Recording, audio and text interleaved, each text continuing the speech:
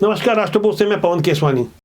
छत्तीसगढ़ में विष्णुदेव साय के शपथ ग्रहण समारोह में शामिल होने आए प्रधानमंत्री नरेंद्र मोदी के अलावा किसी एक शख्स की सबसे ज्यादा चर्चा हो रही थी, कौतूहल का विषय बने हुए थे। पब्लिक डिमांड पर उन्हें बार बार मंच में बुलाया जा रहा था, तो वो थे ईश्वर साहू। साजा से कद्दावर मंत्री रविंद्र चौबे को हराकर छत्तीसगढ़ की विधानसभा का सदस्य बने ईश्वर साहू का नाम लेकर पब्लिक जोर जोर से तालियां बजा रही थी। चारों तरफ ईश्वर ईश्वर की गूंज हो रही थी।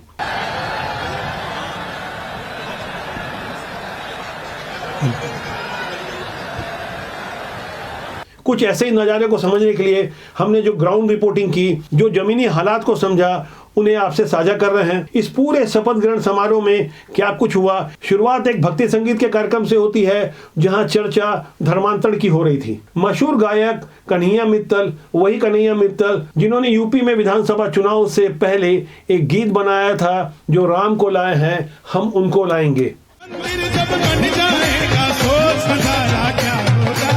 देश हमारा, हमारा देश हमारा, देश हमारा, हमारा देश हमारा, ओ देश हमारा, सोचिए तो इससे प्यारा क्या होगा।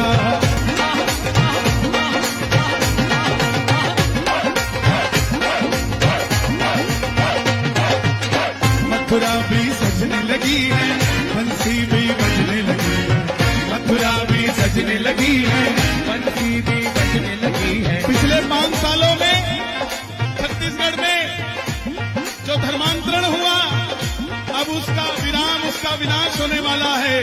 यहाँ सिर्फ और सिर्फ जो जिसमें है उसी में रहेगा। दोनों हाथ उठाकर कहना जय सिया राम। इसके बाद स्टेज में छत्तीसगढ़ के नेताओं की एंट्री होती है। नए मुख्यमंत्री विष्णुदेव साय और उप मुख्यमंत्री अरुण साव गले मिलते हैं। ऐसे ही आपस में नेताओं का गले मिलने का सिलसिला जारी रहता है। लेकिन इस बीच जैसे ही ईश्वर साहू मंच में आते हैं, तो माहौल और मौसम कुछ और ही हो जाता है। पब्लिक की ओर से आवाज आने लगती है। ईश्वर मंच में आकर हाथ से इशारा कर पब्लिक का अभिवादन स्वीकार करते हैं।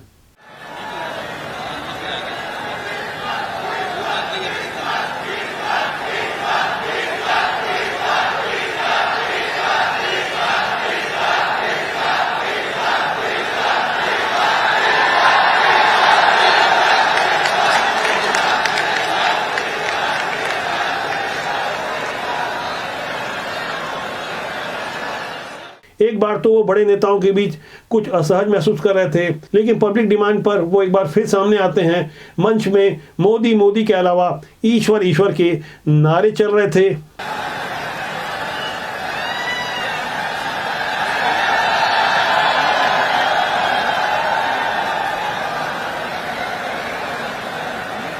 इसके बाद मंच में अग्रिम पंक्ति में मौजूद भारतीय जनता पार्टी के कद्दावर नेता और संभावित मंत्री अजय चंद्राकर इशारों से ईश्वर साहू को बुलाते हैं। ईश्वर साहू भी अग्रिम पंक्ति में बिठाए गए थे। दूसरी बार इशारा कर वो उन्हें अपने पास बुलाते हैं, कान में कुछ कहते हैं। उसके बाद ईश्वर साहू लगातार पब्लिक का अभिवादन स्वीकार करते रहते हैं। चारों तरफ घूम घूम कर जहां जहां अजय चंद्राकर उंगलियों से इशारा कर समझा रहे थे, वो पब्लिक का अभिवादन स्वीकार करते जा रहे थे। कुल मिलाकर इस मंच से पब्लिक ये संदेश देने की कोशिश कर रही थी, जिन कारणों से ईश्वर साहू को विधायक बनाया गया, उस कारण के विरुद्ध जनता का गहरा आक्रोश था। जिस तरह से मॉब लिंचिंग की कुछ जिहादी मानसिकता के लोगों ने ईश्वर साहू के पुत्र भुवनेश्वर साहू को बेरहमी से मौत के घाट उतार दिया। साजा विधानसभा का एक छोटा सा गांव बीरनपुर, वहां का एक खानपारा इलाका है, जहां 8 अप्रैल 2023 को भुवनेश्वर साहू की हत्या की गई थी। उसके बाद जिस तरह का जनाक्रोश पनपा, ईश्वर साहू ने सरकार से मुआवजा लेने से इनकार कर दिया, सरकारी नौकरी ठुकरा दी, जबकि भारतीय जनता पार्टी ने ईश्वर साहू को टिकट दी और वो रविंद्र चौबे जैसे कद्दावर मंत्री को हराने में सफल हुए। कुल मिलाकर नेताओं के लिए कौतूहल का विषय बन चुके ईश्वर साहू का साथ देने मंच में पहुंचे अनुज शर्मा, जो पद्मश्री हैं, छत्तीसगढ़ फिल्म इंडस्ट्री का एक जाना पहचाना नाम है, धरतीवा से विधायक चुन के आए हैं। इनकी लोकप्रियता छत्तीसगढ़ के कोने कोने में है, लेकिन शपथ ग्रहण समारोह के दौरान ईश्वर साहू की लोकप्रियता अनुज शर्मा की लोकप्रियता से कहीं कम नजर नहीं आ रही थी।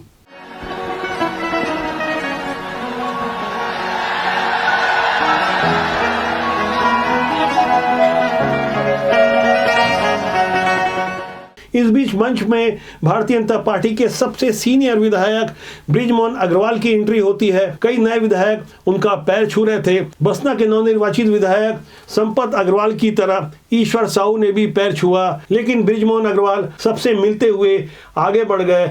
लेकिन मंच में अचानक ऐसा कुछ हुआ जिसका अंदाजा उस वक्त नेताओं को नहीं होगा। अचानक एक बार फिर ईश्वर ईश्वर की गूंज होने लगी और ईश्वर साहू मंच में आए, हाथ हिलाकर अभिवादन करने लगे। उनके बगल में खड़े अजय चंद्राकर भी अचानक ईश्वर साहू को घूर कर देखने लगे। ईश्वर साहू का साथ देने आए बृजमोहन अग्रवाल, दोनों ने ही हाथ उठाकर पब्लिक के बीच अपनी खुशी को कुछ इस तरह से प्रकट किया।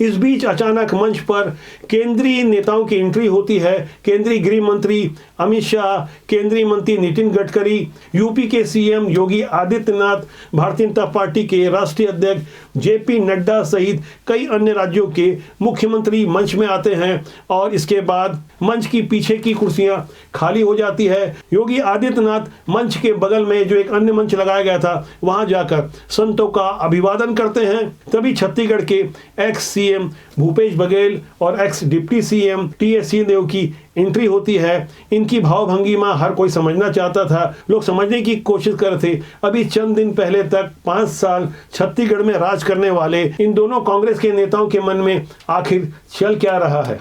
जाहिर तौर पर कुछ असहज सा महसूस कर रहे सीएम भूपेश बघेल मंच के एक कोने में बैठ गए और उनके ठीक बगल में छत्तीसगढ़ के एक और पूर्व सीएम डॉक्टर रमन सिंह बैठे थे। हमने कोशिश की कि इनके बीच कुछ बातचीत होती है तो उसकी क्लिप आप तक पहुंचाएं, लेकिन इनके बीच कोई बातचीत वाली तस्वीर हमें नजर नहीं आई। इस बीच भारतीय जनता पार्टी के प्रदेश प्रभारी ओम माथुर अचानक आगे बढ़कर सीएम भूपेश बघेल से मिलते हैं, गर्मजोशी से मिलते हैं। चुनाव प्रचार के दौरान कुछ व्यक्तिगत तल्ख टिप्पणियां हुई थी, वो सारी टिप्पणियां और वो सब मलाल पीछे छोड़कर जिस तरह से ये दोनों बड़े नेता आपस में मिल रहे थे, इससे आप अंदाजा लगा सकते हैं कि वास्तव में जो दिखता है वो होता नहीं है। राजनीति की लड़ाई चुनाव तक होती है, चुनाव प्रचार के दौरान होती है, उसके बाद कुछ इस तरह का नजारा सुखद अनुभूति देता है। मंच पर हमारी बारीक निगाहें थी। मंच की दूसरी पंक्ति पर संगठन के शिल्पी, भारतीय जनता पार्टी के राष्ट्रीय संगठन महामंत्री शिव प्रकाश, क्षेत्रीय संगठन महामंत्री अजय जामवाल और भारतीय जनता पार्टी छत्तीसगढ़ के प्रदेश संगठन महामंत्री पवन साय बैठे थे। इस बीच पवन साय और शिव प्रकाश मंच के कोने में खड़े होकर प्रधानमंत्री नरेंद्र मोदी के आगमन का इंतजार कर रहे थे। तभी राष्ट्रीय संगठन महामंत्री शिव प्रकाश ने पवन साय के गले में पड़ी हुई नाम पट्टिका उठाकर देखी। कुछ ऐसे ही रोचक नजारे मंच में चारों तरफ नजर आ रहे थे। एक तरफ भारी जन सैलाब था, दूसरी तरफ प्रधानमंत्री नरेंद्र मोदी के आने का इंतजार था। तभी मंच में छत्तीसगढ़ के नए सीएम विष्णुदेव साय और दोनों डिप्टी सीएम अरुण साव और विजय शर्मा की एंट्री होती है। तीनों एक साथ मंच में आते हैं, पब्लिक को अभिवादन करते हैं, हाथ हिलाकर, हाथ जोड़कर लगातार वो नमन करते हैं और वातावरण चारों तरफ तालियों की गड़गड़ाहट और नारों से गूंजने लगता है।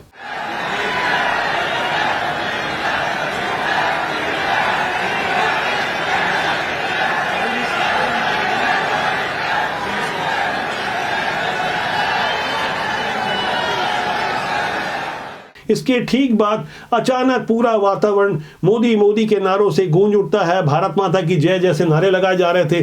तभी प्रधानमंत्री नरेंद्र मोदी की एंट्री होती है और पूरा माहौल उत्साह से भर जाता है।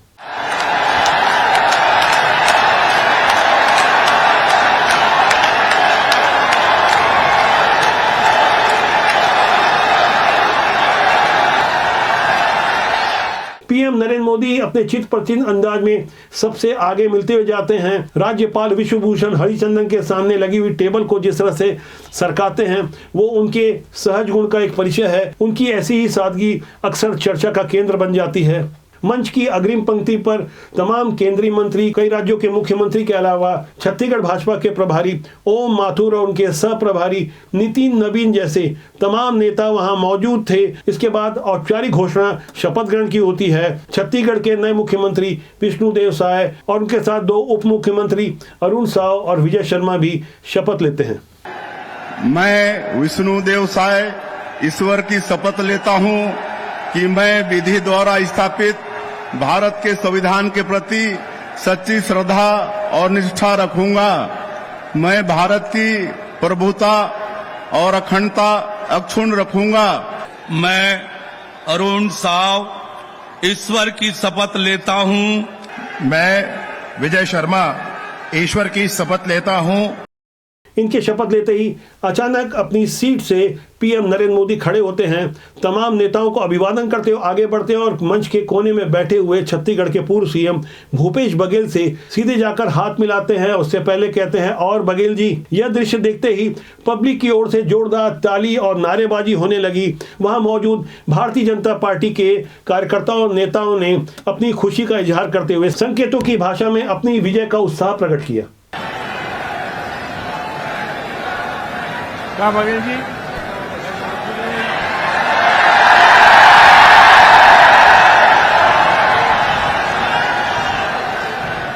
इस पूरे कार्यक्रम के दौरान वहां मौजूद हजारों भारतीय जनता पार्टी के नेताओं और कार्यकर्ताओं से मैंने खुद बात की। हमने जो ग्राउंड रिपोर्टिंग की, हमने समझने की कोशिश की कि उनका बीता 5 साल कैसा रहा और अब जीत चुके हैं तो क्या विजन लेके जनता के बीच जा रहे हैं। वहाँ गुंडा राज बराबर चलत रही साजा विधानसभा है।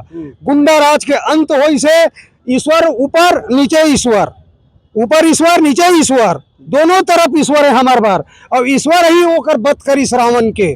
रावण मर गए, ओकर अस्थिल ठंडा करे बर अयोध्या जाबो। अच्छा, कौन रावण? अरे भूपेश रावण। आज बहुत गौरव का महसूस हो रहा है कि हम अच्छी साफ सुथरी सरकार देंगे और छत्तीसगढ़ का बहुत अच्छा विकास होगा। और जो 5 साल में जो जिसके कारण हम पीछे हो गए थे, 50 साल पीछे हो गए थे, उसको कवर करने का प्रयास करें। ऐसे ही अनेक रोचक दृश्य हमको देखने को मिले। इस पूरी बातचीत को समझने के लिए आप हमारा अगला वीडियो जरूर देखिए। राष्ट्रबोध वस्तुतः एक जनमंच है जो सीधे आपसे जुड़ा है, आपके सरोकारों से जुड़ा है। इसलिए मेरा आग्रह है कि आप इस मंच से लगातार जुड़े रहें। चैनल को सब्सक्राइब करना न भूलें ताकि आपका और हमारा साथ ज्यादा मजबूती से बना रहे। नमस्कार।